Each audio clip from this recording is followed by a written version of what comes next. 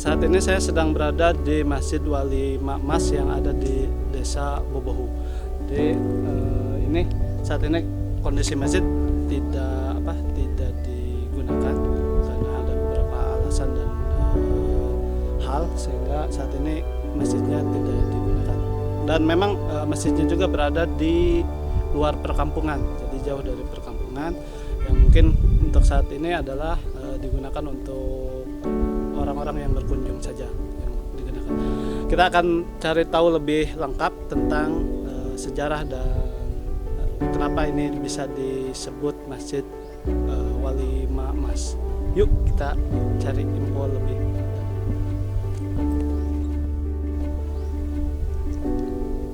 Baik, sekarang saya sedang dengan Bang Hendra. Jadi Bang Hendra ini asli orang Gorontalo dan beliau tahu banget juga sih tentang sejarah pembangunan masjid ini karena beliau sudah merasakan juga ketika masjid ini masih aktif digunakan. Mungkin kita ingin tahu lebih jauh tentang kenapa ini disebut Masjid Walima, terus kenapa ini dibangun juga di atas bukit yang sebenarnya jauh dari perkampungan. Mungkin bisa diceritakan, Bang.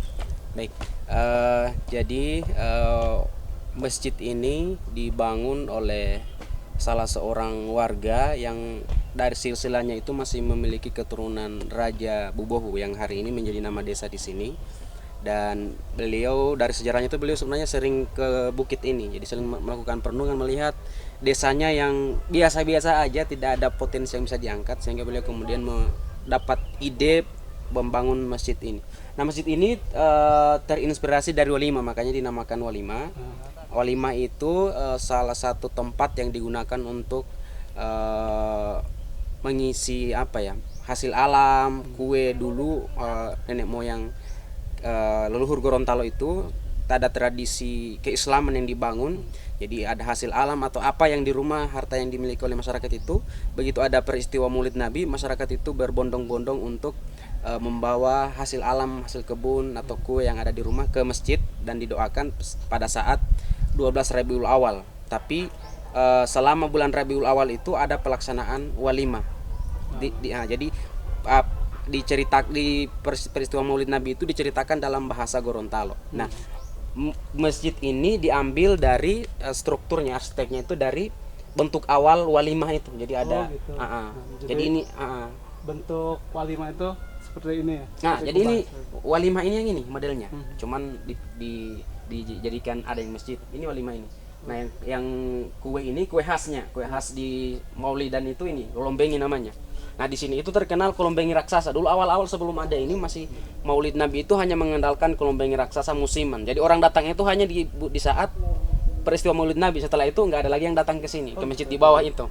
Setahun sekali. Sekali, jadi momentum saja. Nah, dengan adanya Masjid Walima ini hampir setiap hari ada yang berkunjung iya ke tempat ini. Jadi di sini diceritakan juga tentang peristiwa Maulid Nabi. Di bawah itu ada banyak santri.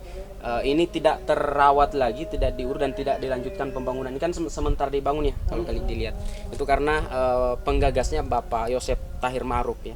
Beliau sudah keburu meninggal sebelum ini diselesaikan. Jadi masjid ini sebenarnya dibangun dengan tujuan supaya mengembangkan desa juga ya. Mungkin minat orang untuk berkunjung ke desa ini. Salah satunya itu, tapi dia lebih mengangkat karena dia juga masih keturunan dari raja bersilsilah Raja Bubohu. Akhirnya dia kalau menceritakan Bubohu mungkin orang tidak apa sih Bubohu itu, tapi dengan adanya ini orang datang melihat Kubah Walima Mas sambil diceritakan tentang bagaimana kerajaan di Gorontalo. Di sini juga jadi di bawah itu juga ada museum kayu terbanyak ya, jadi fosil-fosil kayu di bawah. Ada banyak fosil di bawah itu. Yang kayu-kayu tua yang udah lama, yang udah mengeras kayak batu, udah difosilkan di bawah banyak. Oke, cukup menarik masjidnya. Mungkin sedikit informasi dari Bang Hendra terkait dengan masjid ini. Kita akan eksplor lebih ke dalam seperti apa kondisi masjidnya dan kita ikuti selanjutnya.